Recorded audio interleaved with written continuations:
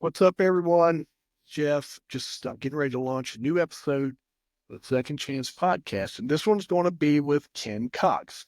And Ken started drinking alcohol around the age of 3. Grew up in bar setting, and just lived a very, very crazy life, influenced by a lot of alcohol. He now has found sobriety and has just an amazing story. He's got a book that's coming out. Um, this episode should be dropping a few days before his book comes out. So make sure you check the show notes because he was giving away the book, and then he's got some incentives to sign up for. Alcohol is absolutely a destructive um, influence inside of a lot of people's lives. And folks need to hear this episode because Ken's a living proof that no matter where you are, you can start over and you can make a difference and you can change. So share it. If you're not going to share any of my other episodes, you all know someone who is struggling with alcohol and abusing alcohol more than they should. And they need to hear it. And they need to hear that there's help and there's hope on the other side. Maybe connecting them with Ken because he's such an easy listen, funny, works on some comedy as well. Maybe Ken will help make that difference in their life. Hope it helps. Let me know what you think. Thank you for liking, sharing, commenting. I'll see you guys soon. Welcome back to the Second Chance podcast with Jeff Robertson. Today we have an inspiring guest, Ken Cox. Ken is an author, entrepreneur, and recovery advocate who's no stranger to life's toughest battles. After overcoming addiction and a series of life-altering challenges, Ken has dedicated himself to helping others find their path to recovery and growth. His new book, Reclaim Sobriety, The 12 Rounds of Sobriety, provides actionable strategies to help individuals reclaim their lives. Today, he's here to share his journey, insights, and what it truly means to rebuild from the ground up. So let's get started. Welcome to the show, Ken. Thank you, Jeff, for having me. I appreciate it. Yeah, absolutely, man. I'm excited to meet you and learn more about you. Tell me, I read, but tell me, what was the turning point that led you to reclaim your journey or your sobriety and start your journey to recovery? I think that, like a lot of people, there's not a one moment that fixes everything for you in your life, but I can say that there's two significant moments in my life that I'll talk about that helped turn that page drastically. The first one was my diagnosis of liver disease. Mm. Uh, I I Oh got boy. liver disease, horrible situation. I'm happy to tell that story as well. But so with that got me on my first, okay, you have to quit drinking. I was 39, 40 years old roughly. Uh, was successful at quitting drinking, right? Angry, mad, happy, struggling the whole time. Talk my doctor back into moderation once my counts get back into good stuff, right? So, and then I tried this moderation thing for a couple of years, right? So Yeah. liver disease wasn't enough for me to say I'm done, right? It was enough for me to be angry about it. I want my thing back on. I want to feel normal again. All those things. Big struggle, huge struggle. In that process, I bought a boxing gym because There I you go. knew about the only thing that was keeping me alive at that time, you know, as shitty as it is, right? I got a beautiful wife, I got two amazing children, but about the only thing that could keep me going was going to the boxing gym and doing that at that Yeah. time. I knew that it wasn't being ran very well. I by operating data centers and building websites for 20 years for people, you kind of see when a company's running well and when it's not, and some things that you do. And I'm like, man, this gym's going to go away. So I ended up buying it, right? So that I have a place to go and make sure that it stayed. Um, Fast forward several years, still not happy, still having this I'm going to moderate world, right? I can handle this, I can manage it. And if you've ever been a dad addict, you know what that looks like. It's you can go 2 or 3 days, I'll have the 2 beers after dinner or something, Yeah. and then a week goes, and then a Friday night happens, and you're back at a clubhouse with the boys after the bar closes and roughhousing again, right? So all those things happen, problems after problems with the relationships and everything else. I was on my way home from Podfest a couple years ago in Florida, and I got into Georgia, and I didn't know about the super speeder tickets that they have in Georgia. Yeah. Uh, and I got pulled over, and one thing led to another, and I get arrested for felony possession of marijuana. Yeah. I'm a medical cannabis user, and I had my medical cannabis with me, and I get arrested for that on felony. I get booked. It's 2 weeks until my trial and all that stuff, and luckily I finagled my way out because in our country, money does buy you just about anything, and it got me out of that night. So I spent the night in jail. I got out, and I went and I bought 2 beers, and I started drinking. Two tall boys. And I started, and something happened. I don't know what it was. I'm like, this can't be me anymore. And I dumped them out, and everything, the way that I looked at alcohol from that moment on, and I didn't get arrested for alcohol that day, right? Yeah. I got arrested for something completely different, but that was my go-to. Like, oh, I just got out of this bad thing, and I get to have this. This is the way I kind of looked at it, and I set it to the side.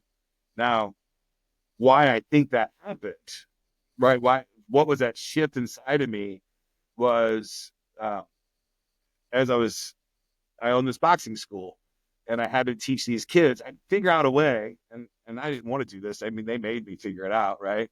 Was to take these kids up, 12-year-old boys and girls off the street Yeah. that are scared of everything, and teach them how to get into a boxing ring and compete, right? That was my task for the past several years. So one of the things that I did is I came up with these core values for these kids, and we read them every single day out loud and proud, right? We talk about them regularly. And I went through high flow cognitive school to learn how to teach these kids. So I'm certified flow coach. I'm certified breathing exercise coach now, right? I've got all these different coaching certificates. And what I realized was that I needed a coach to get me through the other side of addiction. I didn't need a group or any of those other things. I really needed to coach myself. And I didn't know that I was coaching these kids. I was coaching myself is what I was doing. And I instilled those core values that I was teaching these kids. I said it every day to them.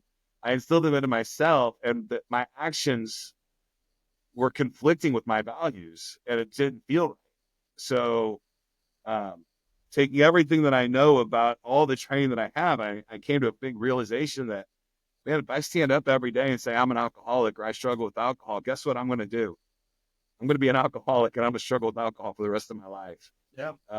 And so that's where Reclaim Sobriety comes back, is not drinking and being miserable, and struggling with it, having relapses and all those things. And I love these programs. I love SMART. I love AA. I love Recovery Dharma. And they help you make the transition, but they don't help you stay happy in life as a sober person. They don't give you the tools for that. Yeah. And that's really what Reclaim Sobriety is all about. Hopefully an entertaining read that gives you a lot of tools that help you get from a mindset of addiction and kind of a bad place to, oh, I'm a sober gladiator. I'm proud of who I am. I'm proud of being sober, and I've reclaimed that in my life. And then you reclaim all kinds of other stuff too. It just falls up. How could I got a couple questions for my next question? From I got questions before the question, Ken. Man, thank you. First off, because it's hard for people to talk about. But my curiosity is how did a medical card turn into a felony marijuana charge when you have a prescription? If you'd have had a vial of Vicodin in your pocket, or if you'd have had some Lortabs, it would have. I'm so curious about that, of how that turned into something. Georgia's different, maybe, but still medical, and you have a card. Yeah, and Delta 9 was legal nationwide at the moment. There was no discernible difference between one or the other. Um, when you go to jail, they call you a fish, and there's a damn good reason, right? Because you just got plucked out of the world and put into this weird ass environment that is highly volatile, highly aggressive, strips you of everything that you think you've ever had really, really quickly. It Uh, will, Ken, this is my other question, right? You led right into what I was going to ask you. Ain't it amazing what a night in county will do for you? it wasn't my first rodeo. Yeah. It was my first time in Georgia, and it was the first time that I had been. I mean, I was sitting there, and I was booked all the way in. I had my cot, everything. I was destined for a 2 week stay. Yeah. I think what happened. I mean, I think I was illegally searched for sure, Yep. right? Questionable if I was illegally detained. I can't find a lawyer that's going to take that case. Right? It's, um, it's an officer's decision if he's going to take you to jail that night or not. And in a small town in Georgia, might be 2 weeks before the judge is going to see you if you're from out of state. Yeah. Right. So, um, let them know that whatever amount of money you need to get them to get out that night or that next day is something I'd recommend to anybody in that position, because every minute you're in jail, especially if you're a guy that looks like me, increases your chances dramatically of being there for longer. Was that your rock bottom moment, you think? Um, I mean, that was a shitty moment, Yeah. right? I Yeah. don't think it was my rock bottom. I think I was so comfortable living on bottom that, you know, um, if Yeah, I was I, going to say, like you talk about rock bottom not being a bounce back moment for everyone. That's hurtful. Because some people, when they hit rock bottom, a lot of people like that's their, hot dang, I got to get out of here. But some people get there and they live. Um, yeah, I mean, my first time in actually like a lockup for any significant amount of time, I was 13, right? By the time I was 13, I'd been arrested 10 times, yeah, right? And at 13, I got grand theft auto with possession of a large amount of marijuana. Um, so that it was just a thing that happened. Like, to me, that was just another thing that happened. And it wasn't a rock bottom. If I had a rock bottom, it was my liver disease. I yeah, mean, that was my rock bottom. But it took me 10 years to get back to top, right? Like that moment of that was the first time that a doctor looked at me and said, if you don't quit drinking today, you're gonna die. Like, yeah, go home and drink and you're gone in 2 years. Right? Or you can quit right now and we can figure this out. You are in a recoverable state, right? I had liver disease. My panels were coming back at the 800-900s. Cirrhosis kicks in, I think, at 1,000, whatever yeah, that number is, right? So I hadn't hit cirrhosis yet. I just had fatty liver disease, alcohol induced, or whatever that, yeah, however you can say that word. Um, so for 2 years of 2.5 years of just eating Xanax, my liver's healed, right? But I hate life, miserable. yeah, Had to go through withdrawals of Xanax, right? Because then, that doctor passed away. My next doctor, like, what? How much Xanax he got you on? It's like, he told me to give me Xanax, as much Xanax as I ever needed, as long as I never drank. Right? So, um, detox alcohol, I've done 4 times. I've only had to do Xanax once. Um, not much better. no, Not much better is detoxing from Xanax than it was from alcohol. Better for sure, but not much better. Uh, and then just that was back to trying moderation again and doing just, you can do moderation for a couple months. Some people, but not, I can't. I,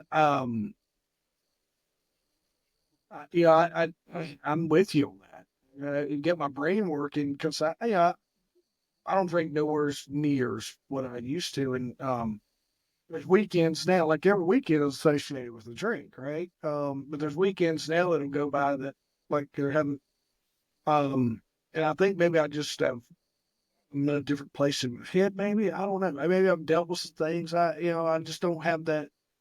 But you're right. It is for something. I talk to a lot of people, man, and I love people and I love the conversations, right? He it's one of those things that a lot of people just can't. There's a control when hand to mouth becomes a thing and the socializing, and then I have an episode coming out. I think I just scheduled like mid-November. Chris talks about he went through this whole thing and lost everything because of alcohol, and then came back, lived his whole life, and then said, you know what? He had a moment, and then he was like, I'm going to still have one. You know, it kind of enabled himself to have one, and it set him on another year, 2 year spiral of just absolute craziness because he can't Yeah, the control. shit changes in our brain so quickly once it gets it Yeah, again. It's crazy. I think for me, it was more not a rock bottom, but walking out another morning in a position of having something that had happened to me, um, that doesn't normally happen to me, but when I'm drinking, it does. yeah, Right. And that whole weekend, I mean, I was in Podfest, so I was practicing moderation, right, or attempting to, and things got rowdy, and even after that, you get back to the mindset of, I can do anything I want to do, kind of thing, and it's not healthy, it's not productive, and if you have a set of values in your life, it's really challenging to pick up a bottle. Did you, where were you at with kids, spouse, all those things? Wife and two kids. My son is 13. He's nonverbal. Um, awesome kid. Taught me more about life than any other person on this planet. Yeah. Uh, by leaps and bounds. My daughter's 17. She doesn't like to be mentioned much, so we'll let her live her life. And then my wife, the struggles there are real, man. So we have a great relationship. We've been married. We'll be 18 years this year. Yes, She's quite a congratulations. bit younger than me. She's about 9 years younger than I am. Um, and she's just amazing in every single way. But he, through this process, and something that I found is that there's a section through recovery for some, not all. I don't know. It's pause, Yep. post withdrawal syndrome. What I found out is that when I would get there, that's when I'd always just try this moderation thing, right? Because I was Yep. still conflicted with my addiction and all these other things, and it was a really challenging time. And then when you get through that for yourself, what you realize is in your close relationships, you were the problem, Yep. right? Your addiction was the problem. And people think that if you can remove that part of the problem, that everything's better. Knowingly or unknowingly, you've created trauma in your closest relationships. You've not been there for your partner in ways that you should have been throughout this entire time. And I mean, you're going to have to come to terms with that, and you're going to have those open conversations Yeah. with your partners. Yeah. And it's challenging, man. It's tough, and they're going to be not in the best mental place all the time, and they're going to, you know, potentially blame you for things that you know that they were also a part of as well. But uh, the when the thing that causes all the problems goes away, and there's still problems, people get confused and they Yeah. start blaming. So be prepared for that. I'm a firm believer in open, honest communication is cures all things. In as far as relationships goes, it will either cure the relationship or sever the relationship, and either one of those things is good. Is better than a Yeah. relationship. At that point, neither one of them is bad. Yeah, you're absolutely right. So, and we're good. I mean, we're really good right now. I'm not going to say that we don't have our bumps. Yeah. Right? We can go at it. She's my number one trainer at our boxing school. So, It's awesome. I taught her how to fight. So, Well, it's cool too. And a lot of times, folks like in this situation find, we end up being gym leaders. I was a gym leader. I am a yeah, gym leader. It's one of those things. If we take a lot of our life struggles and we just try to get in a position in a place, and life puts us somewhere where we can mentor through our shortcomings and what we consider our failures, and it gives us that platform to be able to mentor. Man, it feels good. And being able to just help spread that and laugh at the dumb stuff, right? And it kind of yeah, man, you've it's like night and day, dude. I did police work. I grew up around an alcoholic grandfather. different things. So alcohol has been in my life since I was a little bitty kid, Yeah. and so I am. And for the folks, because sometimes when you talk to people about chaos in life, folks don't understand it. Right? They're like, I just don't get that because they haven't seen, they don't expose, they don't have those same triggers or, Yeah. um, And, the bizarre thing to me, and this is really bizarre, and it kind of pisses me off too, still. It's not normal to be an addict, but it's also not normal, right? So I would get really angry when I would talk to people and say, well, yeah, but your case isn't normal. And I'm like, but every kid that I grew up with in my neighborhood was dealing with the same stuff, yeah, right? So is in literally my entire encompassing world was drugs, alcohol, and crime growing up. That's the kind of neighborhood I lived in, right? There was, uh, you know, uh, burlesque clubs in walking distance from my house, right? yeah, So, that's the world I grew up in. That's the way I lived. That's all I knew. I assumed that every human on the planet had been pretty severely beaten. Almost everybody had some sexual abuse, and everybody drinks and does drugs, and it's just not that big of a deal. And uh, it's not normal, but it's also very, very common. And if we don't talk about it, then it's going to continue happening, and it's not the best place. how much of that experience did you get to layer into your book, into the creation of that, of Reclaim Sobriety, the 12 Rounds of Sobriety? Yeah, Do we get to hear a lot about just how your experiences led you to that? yeah. So I don't know if you can tell, but I'm pretty easy to ramble along. So You're still I had to, saying, hey, that's, I got a large set, so me and you don't. I mean, listen, I'm the same way. I mean, I had a guest on, I had a guest on. Man, look, it was 2 hours and 30 minutes. Because we just kept talking. And I was like, holy crap. yeah. The time it got away from us. So yeah, no, I set an alarm so to remind me, like, all right, you got other stuff that you need to go to do. Thanks, sobriety. What I tried to do was I had to share as much about me as I possibly could. I had to share what I think is the most important, which is the 12 values. Yeah. I love a lot of what 12 steps programs do, and I didn't want to demonize those in any way. And I don't want to demonize alcohol at all, right? I don't like that kind of, nobody should ever drink again, that kind of world. I didn't want to do that. Alcohol was there for me sometimes when nobody else was, right? I'm not sure if I'd have kept drinking, I wouldn't be here, but I'm also not sure that I would be here if I didn't have it as well, right? Yep. So I was using it to medicate myself, and I just didn't know any better. Um, so I took the 12 core values that we have in our gem, I assimilated them to the 12 steps inside the AA program as best as I could. There's some things that I just don't agree with. I do not agree with turning it over to God. Yeah. Right? I believe God is the creator, but I don't believe that He has any kind of stake in my life on a daily basis, and I don't think that I can turn it over to Him. So I had to be in control of it. Right? I love smart recovery because it's self management, but it has this concept of moderation is it's your deal and you do what you want to do. That failed me. Um, so I wanted to take the values and help share them with other people in each one of those. And I call those rounds. We don't call them chapters in the book. So we have 12 rounds. We start Yes. with the weigh-in, which is your self check-in. We talk some stories about how I've done that, and it's layered, right? You don't check in just one day like, oh, I'm gonna change everything today. You have to check in multiple times.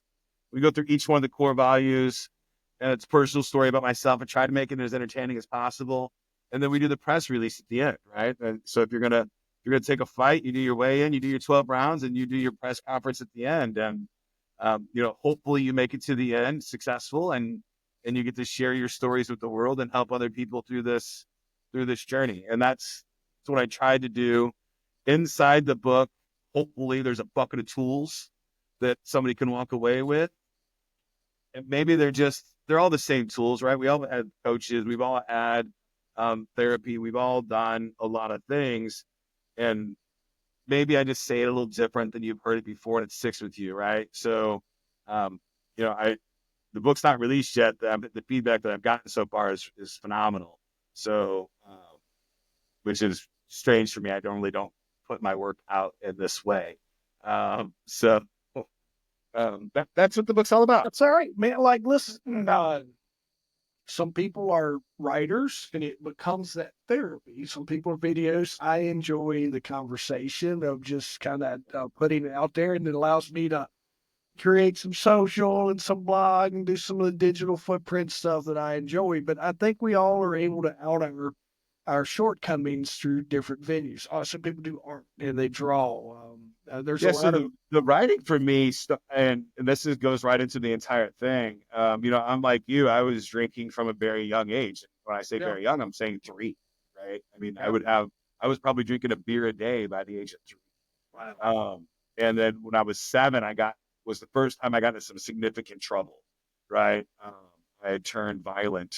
Um, I was in a violent world, yeah, but I had turned violent and I'd gotten some trouble. So this was my first time that I had started going to the therapist at 7. And the therapist's rule was you got to write a page a day, right? So every day before you go to bed, I just want you to write, just brain dump write. And uh, I'm wildly dyslexic, very, very dyslexic. And my mother is phenomenal in a lot of ways, but she's also had her own PTSD and her own struggles and her own yeah, traumas. But one thing she always did was advocate for me to communicate in the way that I needed to communicate in. So she yeah, fought the school somehow. And I mean, we're talking 1982, 1983. Somehow I get a brother word processor in my bedroom, yeah. right? So now I can type everything. I don't have to worry about spelling. I don't have to worry about all those things. I got word correction and all that stuff. And that's how it got started for me. And that's really also part of the reason I love technology so much, because Yeah. it's been that crutch for me to overcome my neurodivergency. I get to use technology to overcome that and Yeah. participate in things with other people in the way that I don't think I would be able to. No, that's that. And yeah, the stuff that the AI stuff absolutely helps elevate, your conversation. I tell people that all the time. I'm like, I got great ideas in my head. I just don't know how to put them in words. And Chat GPT and some of the new AI stuff really helps, do that. Did Absolutely. we touched on something? And if it's, um, we can go around it or we can go through it. But We go through it. yeah, you like listen, man. You had a lot going on as a young kid. Where does it come from? Where does this, we're drinking at 3, we're in trouble at 7. Is this, and there's a lot going on in your home life. If there was what's that story? What is what is that? Yeah. So my mother, you know, God bless her. She's still here with us. She's in her 70s, and she's not quite as ornery as she used to be. She grew up with a stepfather that was, a drunk and sexually abusive and all those things. So when she was pregnant with me, she was homeless, and she got a job at my cousin's bar, and my cousins raised enough money for her to for her to rent the apartment above that bar. Right. So I lived in the bar. Like, I was born living in a bar. Yep. And that's my first place that I came home to. She met my stepfather when I was probably 1 at that bar. He was a local baker, union baker, right? Works his shifts and drinks his beer and sleeps for 8 hours, right? So you pull an 8 hour shift, you drink for 8 hours, you sleep for 8 hours. That's on the weekends, you pour concrete for extra money. That's what you do. Yeah. Um, Good guy. He meant well. You know, was what he was, right? He was a good provider for the family, um, but he was an alcoholic at the highest level. So, uh, it starts with, "Hey, Kenny, go get me a beer," and I Yep. go get a beer, right? "Hey, can I have a drink?" "Yep, sure, not a problem." My mom was a bartender. My dad was a baker, and I had 3 stepbrothers and a stepsister um, that were also living part time in another violent community, right? So they would come over, and that'd be a whole other thing. So my mom ended up doing pretty well at the bar. Literally, we have a full wet bar in my house, right? By the time I'm 10 years old, full on beer tap, keg flowing nonstop. And, it was not a uncommon practice to, 3 or 4 in the morning, when the stepdad was on second shift and mom was working at the bar, for 20 people to show up at the house. Yeah. Right. And it's a party time until it's not. So it's the environment I grew up in, and I didn't know any different. In the book, and I don't know where I got this quote.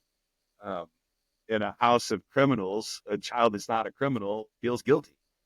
Yeah. Right. So you fall into line and you do the thing that everybody else is doing. You don't know any better, especially at that age. So, and then, the punishment for a 13-year-old boy in the 80s for stealing a car, punishment for that isn't as good as the accolades you get in the community. Yeah. Right. I mean, you're cool shit. You're So like, yeah. Especially the 80s, I mean, yeah. It was the negative was rewarded in such a weird way. That it gave you more clout in that community. The more trouble you got into, the more clout you. Yeah. So Yeah. No, I man, I never met your real dad. If I heard you right, no, I just found out actually. Found out this year that he passed away. Yeah. I'd never met him. He was in court. My adoption went through several months before I got arrested for grand theft auto. So my name changed to Kenny Cox then, and then I get arrested, and I'm on probation until I was 18. But he evidently was at court. So I've been in the same room with him at least once, but that's all I know. And then he signed his rights over, but they never introduced me or anything like that. And I just found out, I guess, sometime last year that he passed away. So no effort on his part to ever connect or anything like that. That's true. Or not to my knowledge. Yeah. I think it screws with us a little more. I think I've never met my dad either. I think in people that have that, they don't have friends like these conversations are easy for you and me because I'm like, oh, yeah, no, yeah, oh yeah. Now you'll hear about some of my content. My grandfather was arrested for DUI on a tractor, so I was told when I did some comedy the other night. I always try to do some comedy, and I was thanking the guy for like just helping me with my mental health because doing comedy is fun, and then I use it in my speaking and just try to layer in comedy. And I was thinking, and I had worked on some material that I wanted to close my stuff with.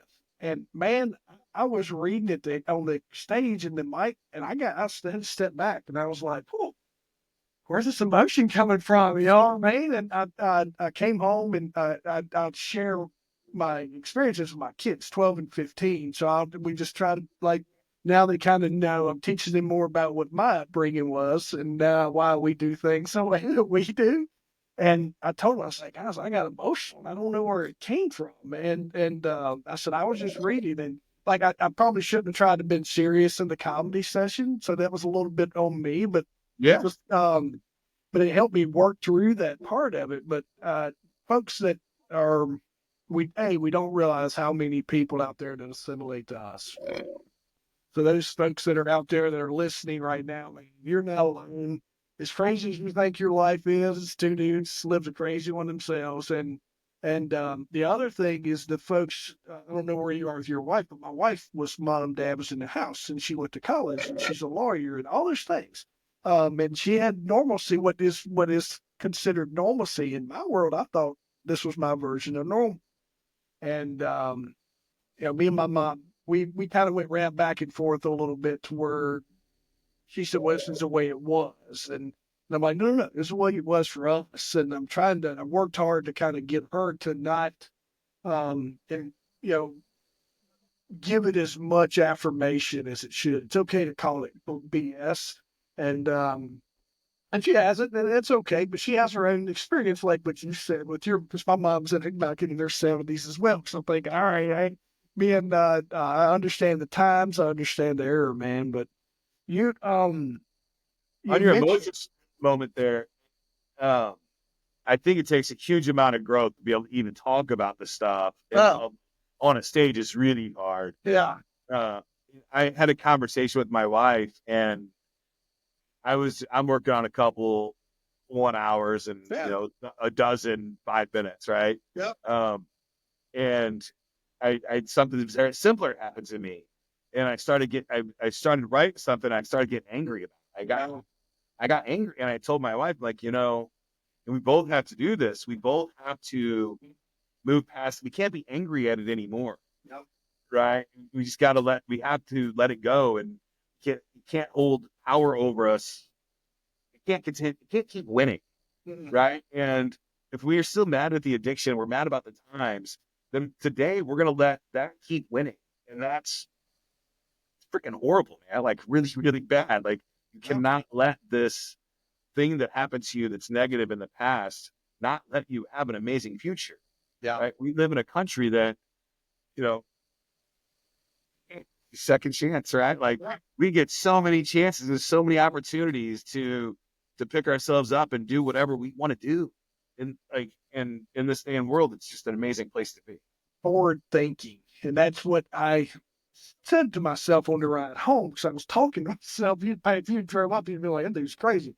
Because I was like, Jeff, where did this come from? Why are you doing this? And I kept telling myself, I'm like, hey man, just keep forward thinking. Like, don't worry, hey, that was an emotional moment for you. And then when I got home, I told my kids, I was like, you know what? I was actually really proud of me. I'm always proud of Ken. I'm proud of my kids. I'm proud of my wife. I'm proud of the things I said. But when I was up there talking, I had a good moment of reflection. I was like, man, you know what? I was really proud of me. So I think I got a little bit just emotional on things that we've accomplished, right? And things that I personally accomplished, and just to be up on that stage and have that feeling.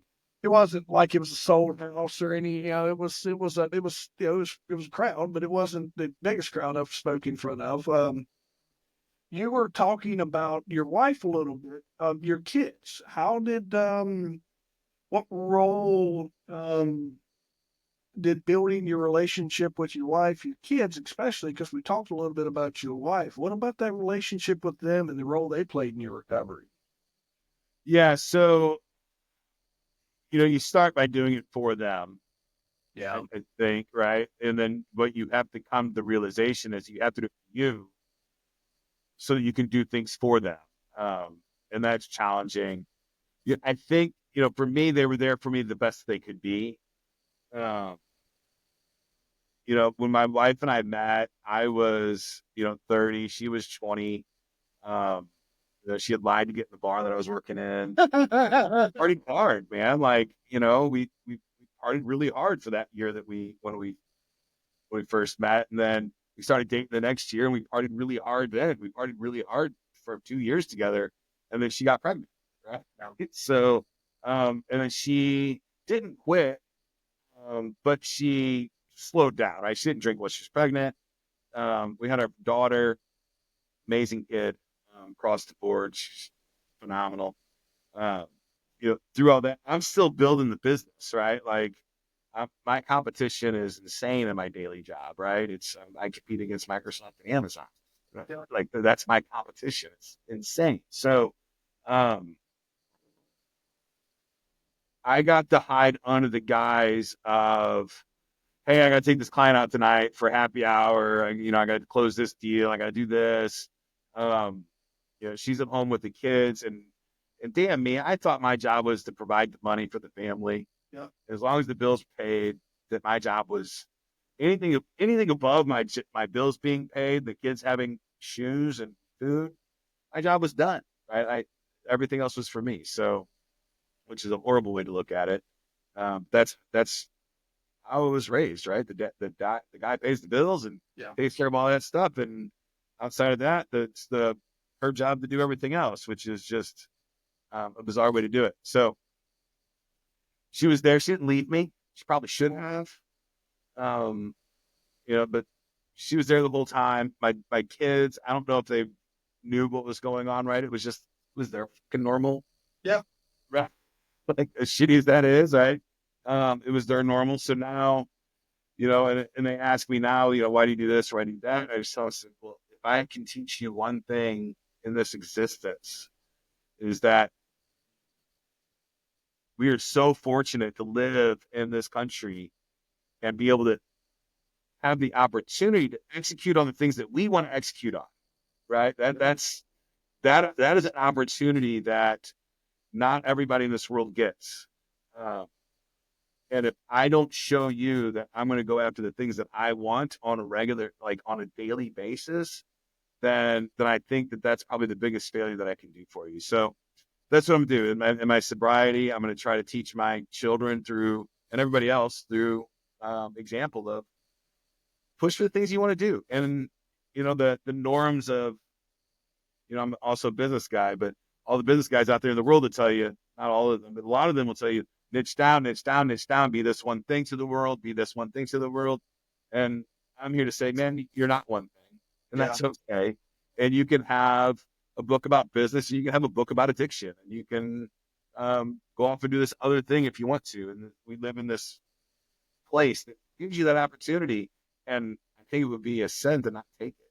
So, How old are your kids now, Kim? I think you may answer. 17 and 13. 13, 13. Yeah.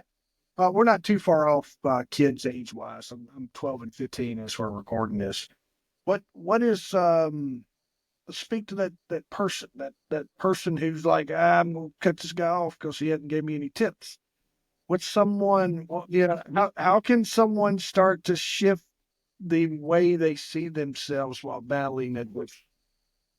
Yeah, and this is the simplest thing that you can do besides meditation or any of those other things. And I think a lot of men are going to feel weird doing this. Um, they, you might even think that it's a lie to yourself, but I think it's really important every single day, look yourself in the mirror, relax, take some time, and remind yourself that I love and respect you. Mm-hmm. And if you can find that love and respect for yourself, and then you can do anything. My wife told we're sitting one time and we're talking a couple years ago, and my daughter had said, and I had to get right with this. And the advice that you just gave, Ken, is that folks, we don't do that enough. No one's going to be if you're not cheering for yourself, no one's going to be cheering it louder than you. You need to be your number one fan. Those are things that say my wife put it to my daughter, and they were talking about how we've had relationships and this, that, and the other. And she said, she goes, you're going to find a lot of love, but none of it's going to work until you learn to love yourself first. Beautiful. Man, it was good. Like, and my daughter was probably 9 or 10 at the time, right? And I'm sitting there going, oh, that's going, right? I'm crazy content because that was a big moment. And folks, I'm telling you, for you guys who are listening out there, is if you listen to a couple episodes, the recent ones that are going to like right before this one, we talk a lot about forgiving yourself and that superpower, how hard that is. And I dealt with a lot of guilt and shame and all this, but once I was like, I just said, you know what, forgive all that. It was like a whole new path opened up. Great advice, man. I'm with you on that, but you all also say this, and I want to hear from you on this one, is it's not always easy. And when you're going through these moments, what we talked about, that trying to negotiate with that inner moderation. What's some other challenges you faced while rebuilding? Yeah. So, um, I can't talk highly enough about embedding a set of core values into yourself. Yeah. The way you do that, start with by saying, I love and respect you, right? And I did not love and respect myself. I did not like me. I did not like the human that I was. I didn't like that. I only had two emotions, happy and angry, right? Those were, and it was on the extreme sides of both of them. So the world just got these, couple versions of me: party Ken, angry Ken, or happy Ken, right? There was no other place, and I didn't get to know myself at all, and it was really, really challenging. So, um, that's the first one, and setting a core values. And there's a book that I read that helped me tremendously, and it's The Body Keeps the Score. Yeah.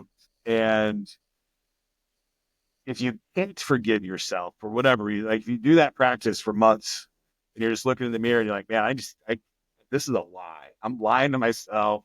Ken's an idiot. I don't love and respect myself. This is not helping. If you can't get there, then my next thing is you've got some trauma that you got to uncover, therapy, all those things. I'm a huge fan of EMDR.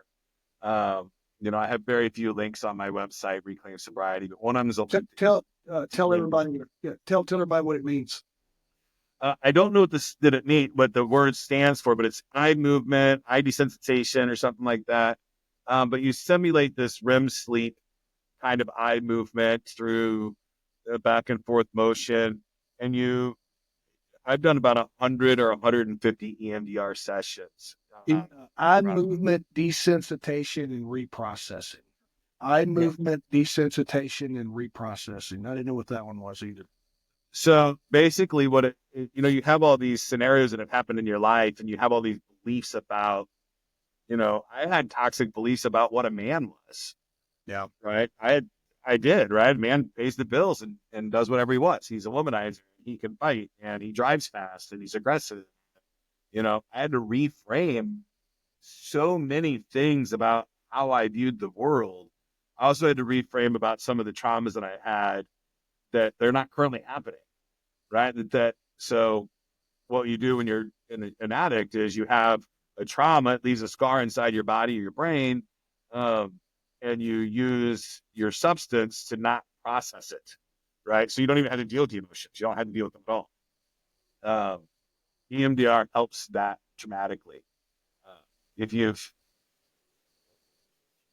I don't have a lot of experience on what a normal life would be because I had a substance in my life all day, every day for decades. But quitting drinking is one thing, quitting your substance is one thing, learning how to deal with your fucking emotions. Yeah. It's a whole nother ball game, man. Like, and that's what you got to do. Sober Ken having to deal with sober Ken. Yeah, and being angry and being sad. And sad was, learning how to be sad without a drink. Yeah. Hard. Like, you have to learn how to do all those things again, right? You've got, a whole year of firsts again. First Christmas without drinking, New Year's without drinking, first everything without drinking again. And, I had to do my first time in jail without drinking again. Yeah. Right. So, it's just really challenging, and you have this whole world of emotions that you have to figure out how to deal with, and you don't have, what I called alcohol was my best friend, right? And I had to figure out how to bring him out back and shoot him. Yeah. And it's tough.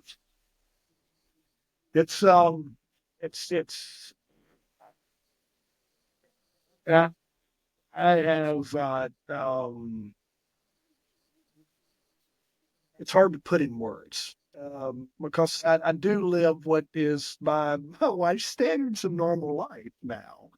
And I'm a dad, and I'm present, and I'm all those things. And I try to speak to that. And that's that's why we're here.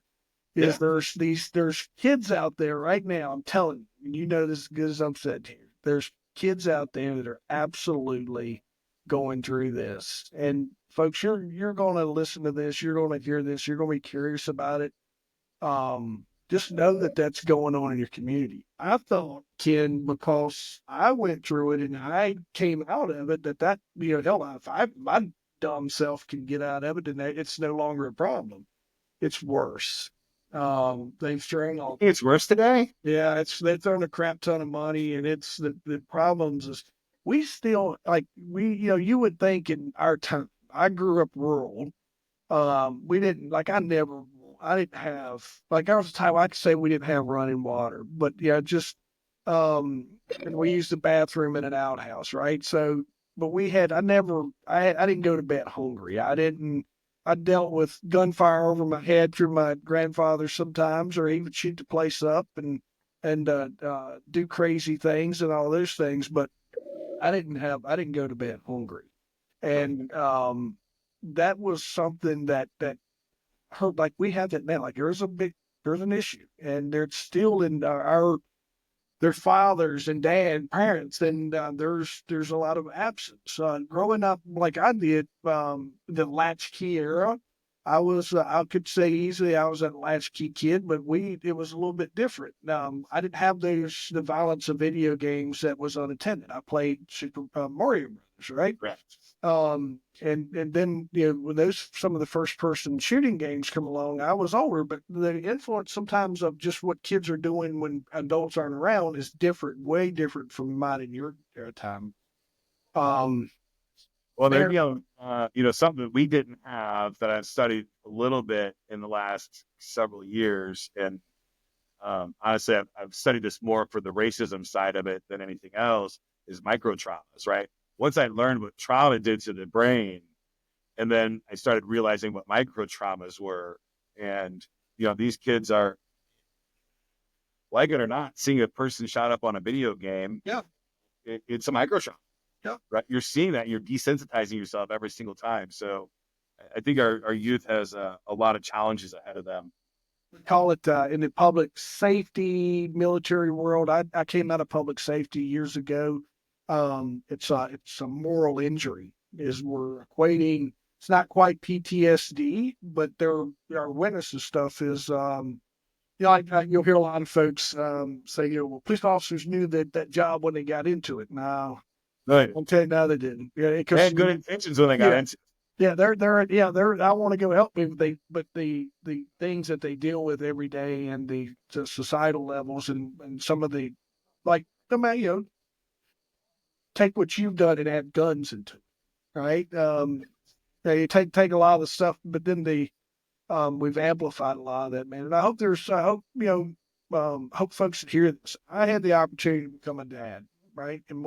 And I was scared to death that I was going to screw that up because of me. Man, you want to like, I was a nervous wreck, and as time went on, I really, I have this thing. I talk about breaking curses and speak on breaking curses and rebuilding your family tree. And just because what happened, you don't have to do that. And as my kids got older, I'm like, hey, I'm building you different.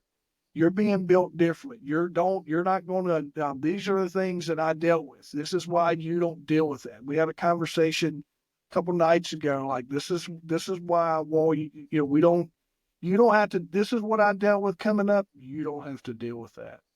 Um, when is your book coming out? So right now until November 19th. Oh man. So, all right. And if you go to reclaimsobriety.com today, you put in your email address, you get a free copy. That All goes right. away on November 19th, All right. right? Make So sure right yep. until then, it's free for anybody that goes there and checks it out. The PDF version, obviously. Yep. So, but November 19th, it's going to hit the shelves and be off to the races, and we'll see what happens. Yeah, man. Best way to connect with you, Ken? How do you do your website or Instagram? What's your? Yeah, so to learn more about Reclaim Sobriety, the book, just reclaimsobriety.com. If you want to know more about me personally, kencox.com is my website. Yeah. I do some blogging there occasionally, but then that'll link to all my different socials. And I kind of have, slightly different playgrounds in each of these different social media platforms that I play on. And, I'm not, I don't take it all that seriously. I just try to have a good time and share things that I think are neat when they're up there. But Yeah.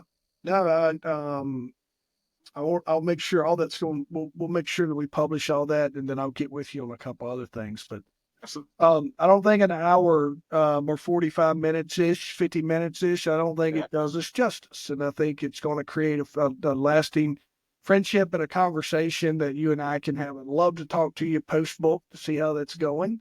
And anything that me and my team can do to help elevate you and stuff, man. But I'm a conversation guy, and man, I tell you, you never know. When you say a couple strangers you're going to meet on a podcast platform, and you show up, and man, I tell you, you are a beacon of hope, and you're a testament to those folks that are listening out there that think you can't make a change, or you can't be different, or you can't that you're too far in.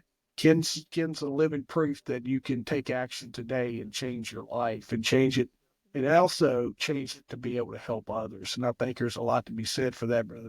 Appreciate you, man. Thank you so much. I All appreciate it, right. Jeff. Thank you, Ken. Take care.